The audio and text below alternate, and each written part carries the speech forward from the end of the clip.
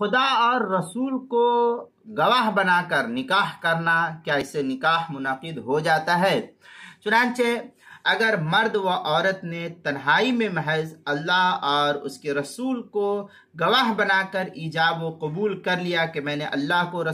گواہ بنایا اور اس کے رسول کو گواہ بنایا، تو یہ نکاح منعقد نہیں ہوگا، اس لیے کہ نکاح میں گواہوں کا مقصد تشہیر و اعلان کے ساتھ ساتھ بوقت ضرورت اس کے ثبوت کی دلیل فراہم کرنا، اور یہ مقصد تنہائی میں اللہ اس کے رسول کو گواہ بنا کر حاصل نہیں ہو سکتا۔ کل کو اگر کسی کے اوپر الزام عائد ہو کہ اس نے جو ہے نکاح نہیں کیا ہے، یوں ہی جو ہے اس کو رکھ رہا ہے اس عورت کو، تو ہم وہاں پر حاضر کر سکتے ہیں کہ دیکھو میرے نکاح کے یہ دو گواہ موجود ہے، اور اللہ اس کے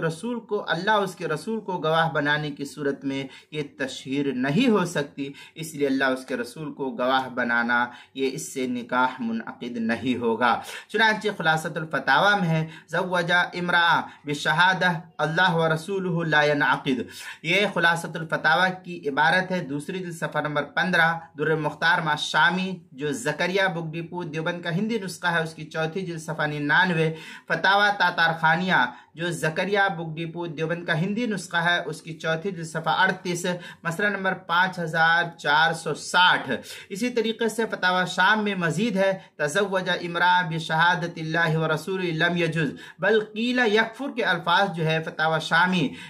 کتاب النکاح جلد نمبر 4 صفحہ نمبر 87 جو زکریا بک ڈپو دیوبند کا ہندی نسخہ ہے، اس کے اندر محیط برہانی اس کی چوتھی جلد صفحہ نمبر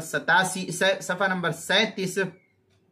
مسئلہ نمبر 3563 کتاب المسائل اس کی چوتھی جلد صفحہ نمبر 116 پر اس کو نقل کیا گیا ہے، وہاں بھی دیکھ سکتے ہیں۔